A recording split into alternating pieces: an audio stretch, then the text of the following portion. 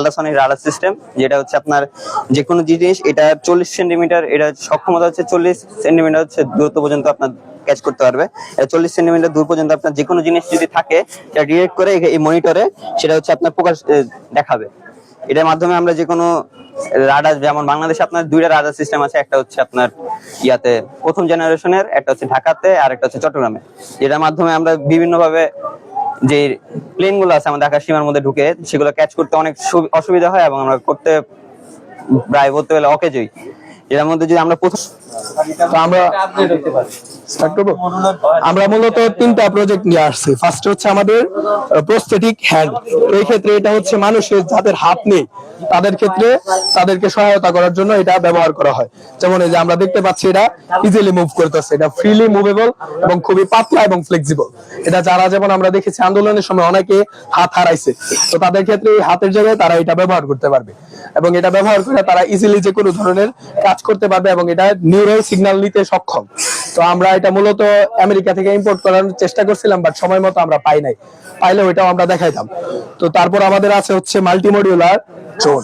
আমাদের ড্রোনটা তো সবাই বানায়, কিন্তু আমাদের ড্রোনের বিশেষত্ব হচ্ছে একটি ড্রোন সকল ধরনের কাজ করতে পারবে, যেমন মেডিকেল বলেন, ডিফেন্স বলেন, এছাড়া শখের জন্য বা ভিডিওগ্রাফি, ইজিলি সব কাজ করা যাবে এই একটি ড্রোনেই। কারণ হচ্ছে আমাদের এই ড্রোনটার মধ্যে মাল্টি মডিউলার বিভিন্ন ধরনের মডিউল ব্যবহার করা সম্ভব। যেমন আমাদের এখন কোনো একটা সেন্সর প্রয়োজন, আমরা ইজিলি এই ড্রোনে এই সেন্সরটা ব্যবহার করতে পারবো এবং এটি সাথে সাথে কাজ করা শুরু করবে। পরবর্তীতে আমাদের যে কোনো ধরনের ক্যামেরা লাগানো সম্ভব এই ড্রোনটিতে। তারপর আমাদের রয়েছে স্পাইডার বোট। এটা হচ্ছে দুর্গম এলাকায় কাজ করার ক্ষেত্রে ব্যবহার করা হয়। যেমন আমাদের স্পেসে আমরা এখনো পর্যন্ত যে ধরনের রোবট গুলো দেখছি সবগুলাতেই ব্যবহার করা হয় হচ্ছে হুইল। তো হুইল ব্যবহার করার কারণে এটার একটা সীমাবদ্ধতা থাকে, এটা সকল জায়গায় যাইতে পারে না। তো এটার ক্ষেত্রে আমরা কোনো হুইল ব্যবহার করি নাই। তো এটা ইজিলি যে কোনো উপত্যকায় উঠতে পারবে, যে কোনো গর্তের ভিতরে যেতে পারবে এবং তথ্য জিআইএস, রিমোট সেন্সিং ইত্যাদি তথ্য সংগ্রহ করতে পারবে। এবং এটার ক্ষেত্রে যদি আমরা আর একটু সাইজটা বড় করি তাহলে এমনকি মানুষকে রেস্কিউ করার ক্ষেত্রে ব্যবহার করা যাবে। যেমন অনেকদিন পর্যন্ত আমরা দেখি অনেক জায়গায় পাহাড় ধসের কারণে মানুষ আটকা যায়, তাদেরকে খাবার দেওয়া যায় না, পানি দেওয়া যায় না। তো আমাদের এটা খুবই ছোট, এটার মধ্যে ইজিলি খাবার পানি অ্যাটাচ করে সহজে ফ্লেক্সিবল ভাবে যে কোনো একটি চিপাচাপা দিয়ে এটা সহজে ভিতরে ঢুকানো যাবে এবং তারা খুব সহজে তাদের রেস্কিউ করা যাবে এটার ব্যবহার করে। একটু ওয়েট করি। এটা হচ্ছে গ্রিন হাউস। এটা হচ্ছে আপনার একটা অল্টারনেটিভ ফার্মল্যান্ডের থেকে, যাতে আমরা একটা আমাদের ফার্মের প্রোডাকশন বাড়ায় দিতে পারি। আমাদের বাংলাদেশের সমস্যা কি, সেটা হচ্ছে আমরা আমাদের প্ল্যান্টস আমাদের অনেক আমাদের ল্যান্ডগুলা ফার্টাইল, স্টিল আমাদের হচ্ছে অন্য দেশ থেকে এগুলা কাল্টিভেট করে ইম্পোর্ট করে আনতে হতেছে। এটা কেন দরকার? আমাদের দেশ তো অনেক বেশি ফার্টাইল। সো এখানে যদি আমি একটা গ্রিন হাউস বসাই দিচ্ছি, সো গ্রিন হাউসের জন্য যেটা করা যাচ্ছে আমাদের প্রোডাকশনটা বেড়ে যাচ্ছে। রাতের বেলা আমি এলইডি ইনস্টল করে দিয়ে আমি একটা এখানে সেফলি আমার প্ল্যান্টস গ্রো করতে পারতেছি। রান করতেছে হচ্ছে ব্যানা পাই দিয়ে।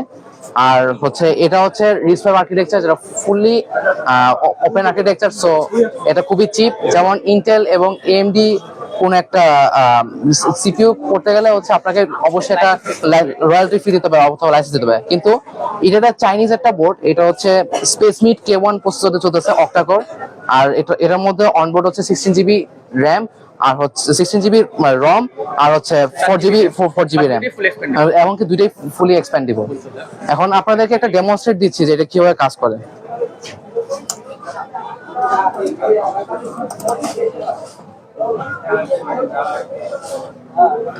একটা জিনিস আপনাদেরকে জানায় রাখি যে এই ইনফরমেশন কিন্তু 2021-এর আগে ইনফরমেশন দিতে হবে, 21-এর পরে ইনফরমেশন দিতে পারতেছে না, যেহেতু ইনফরমেশন কনস্ট্যান্টলি আপডেট হচ্ছে। প্রজেক্টটা হচ্ছে আপনার আবর্জনা থেকে শক্তি উৎপাদন করা।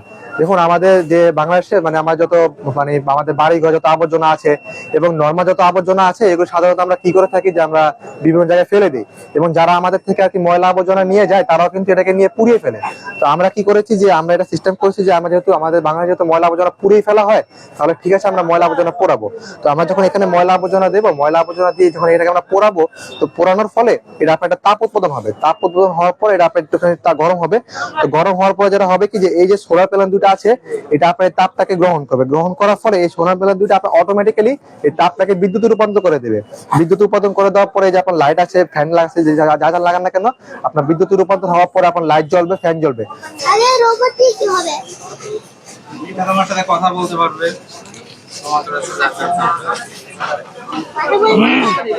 কথা বলতে পারবে। ইসরায়েলের যে আয়রন ডোম সেখানে ধরা পড়েনি, কারণ সেটা স্টেলথ বিষয়টা এমন না, বিষয়টা হচ্ছে সেটা অনেক লো অ্যালটিটিউডে যায়। লো অ্যালটিটিউড হওয়ার কারণে রাডারের যে ফ্রিকোয়েন্সিটা সেটা বাউন্স করে, যার কারণে জিনিসটা আসলে ধরা পড়ে না রাডারে।